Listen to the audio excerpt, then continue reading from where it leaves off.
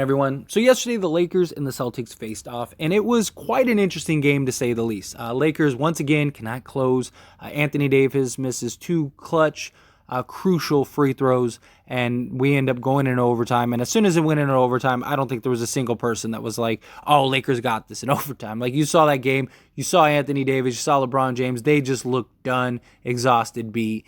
I mean, the writing was on the wall that the Lakers were going to lose that game.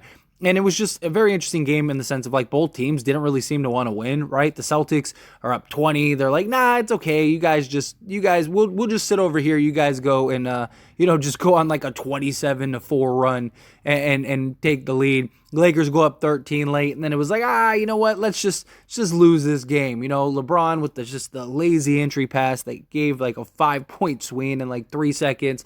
Just jacking up shots, like guys just getting away from the game plan on both ends, right? The Celtics kind of went away from what was working. Lakers towards the end went away from what was working. Jason Tatum hits like a really clutch shot, and it was just bad news, right? And once again, it just highlighted the fact that the Lakers, they really need some help. Tomorrow's the 15th.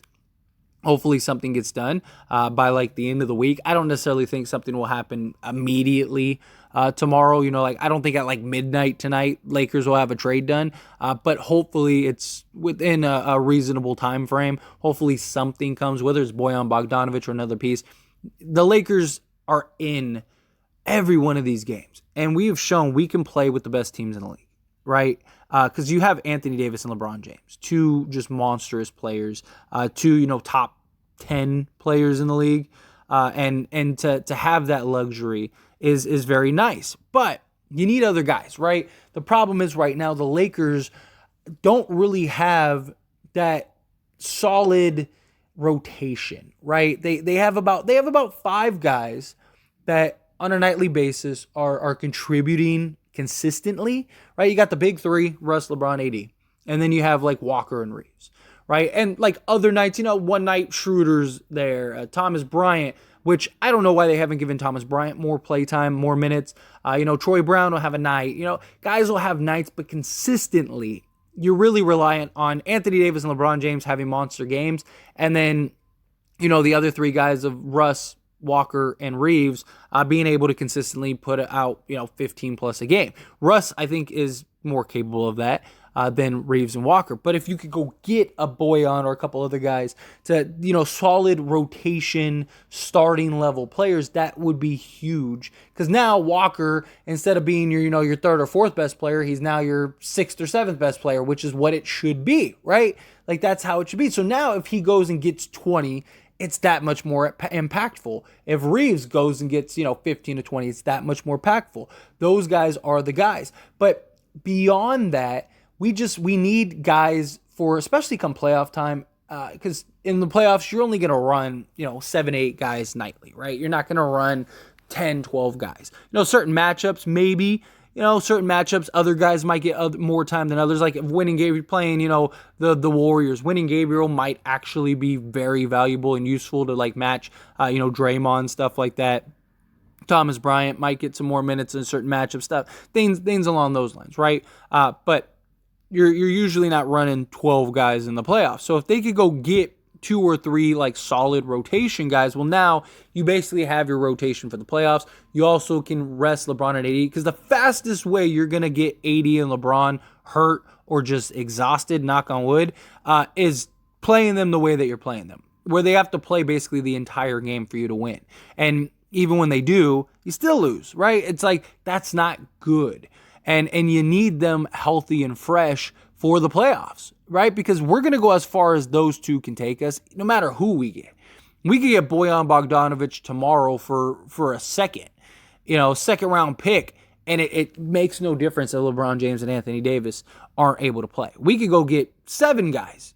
We could go get Bojan Bogdanovic, Sadiq Bey, Jakob Poeltl, Josh Richardson, and Doug McDermott. Boom. And if Anthony Davis and LeBron James aren't healthy, we're not winning this game.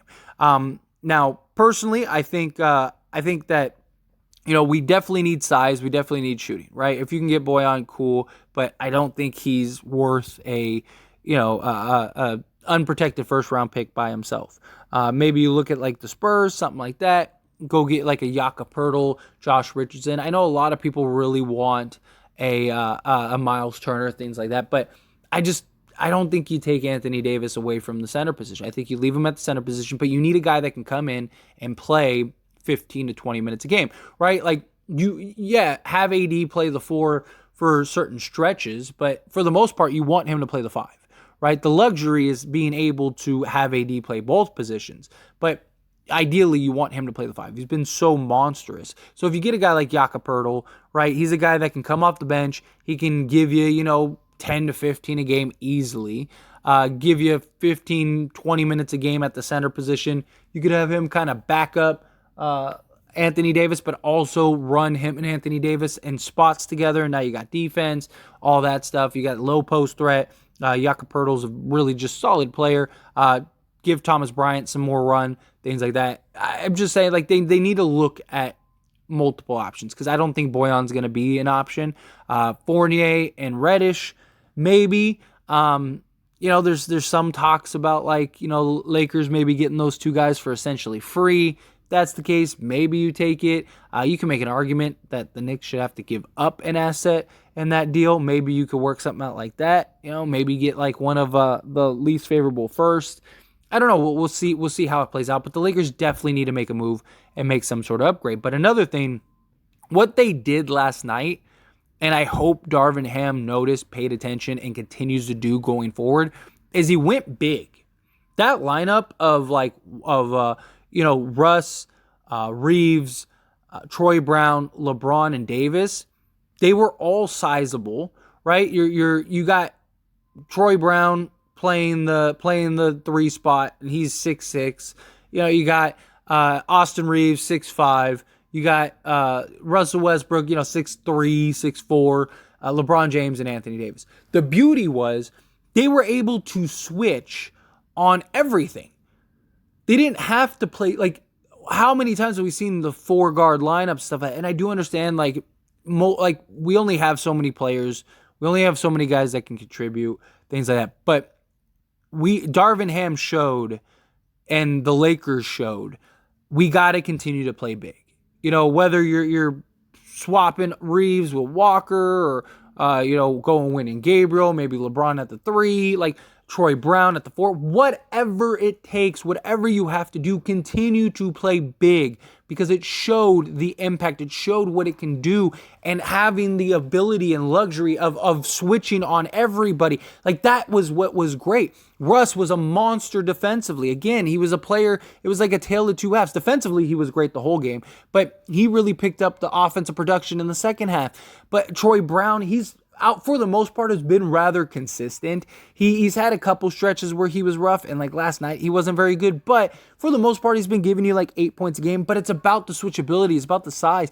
And it also shows that we really could use, if we could just get some sizable wings, right? Because then now Troy Brown at 6'6" doesn't have to play and guard 6'8" guys. If we could go get a 6'8" guy or two, then perfect. Now you have those guys to play that. Maybe you put Troy Brown at the 2 and Reeves at the 1, and in certain spots. Like, it just gives you that flexibility. We really need to play big. We really need to continue to play sizable. I think that's where we lie. Yes, even playing big, we're not as big as like most teams, but still, it's still enough size to make things difficult. It's still enough size to make and contest things.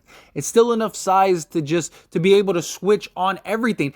And it helps when Troy Brown is 6'6" as opposed to like 6'1", 6'2", because Tatum only has like, a 2-inch difference as opposed to like 6 or 7. Like, that's a huge difference, right? And it makes things a little more difficult, a little more challenging. So if you could go get some size, then that really helps and kind of ties everything in together. But I mean, regardless, like the Lakers clearly have to make a move. You got to do something. But in the meantime, until you actually do make a move, I really think Darvin Ham needs to continue to play big. Our starting 5 should be Dennis Schroeder, Walker, Troy Brown, LeBron James, Anthony Davis, right? That should be our starting 5. Then you have Russ and Reeves first two guys off the bench, have Troy Brown, Winning Gabriel. They come off the bench to relieve LeBron and AD, and then you have, whoever, by committee, Pat Bev, whomever, play the other spot. Now you got a 10-guy rotation. Those other guys are playing, whatever, 15 minutes a game, 10 minutes a game. You're giving guys rest, all that stuff. I think that's how you rotate. I think that's how you do it, right? You at least have Russ, Reeves, Gabriel, and Thomas Bryant as like your next four up. And then maybe you could, keep Schroeder or, Bev or whoever. And Bev in small doses, like, sure.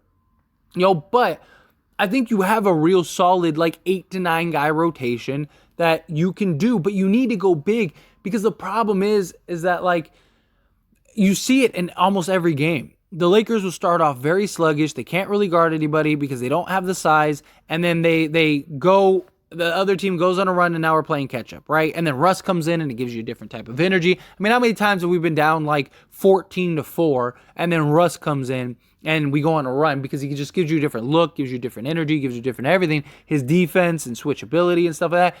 But then the problem is you still have like Pat Bev and guys like that, and it's just a bunch of guards. But if you swapped Schroeder for Russell Westbrook, 4 minutes into the game or whatever, now you have that. You still have the size, you still have the switchability, and then you take out Walker, you take out Troy Brown and put Austin Reeves in. You still have that size and switchability. It gives you a different looks. It gives you different rotations. Now you're taking out LeBron, you're putting in Winning Gabriel, and now you got like Russ, Gabriel, Troy Brown, Thomas Bryant, and whoever, Austin Reeves. Like, there you go. Boom. Now you're off to the races. Like, that's what I think the Lakers should be doing going forward, at least until they make a deal. Now, obviously, if they make a deal, then that could change things. But until then, you kind of have this blueprint. They need to stick to it, right? I mean, Anthony Davis and LeBron James can only do so much. And having to have them play 40 minutes a game for you to just be in a game is just, it's sooner or later you're going to wear them down.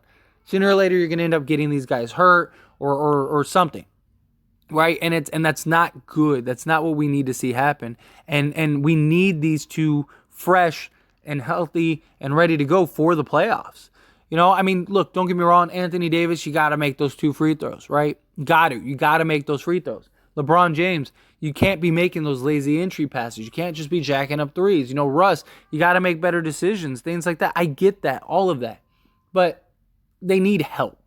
Right? They need some real help. They need some shooting. They need some size. And I really think the Lakers can turn the season around. But anyway, as always, this is a discussion, so I pass the question on to you. Let me know your thoughts and opinions down in the comment section below. What do you think? Do you agree with me? Lakers need to move. You got to continue to play big. If you continue to play big, and you do all that stuff, like, yeah, we can turn the season around. What kind of deal, what kind of trade would you like to see? However you feel, whatever your thoughts are, good, bad, ugly, somewhere in between, I'd love to hear them. Let me know down in the comment section below.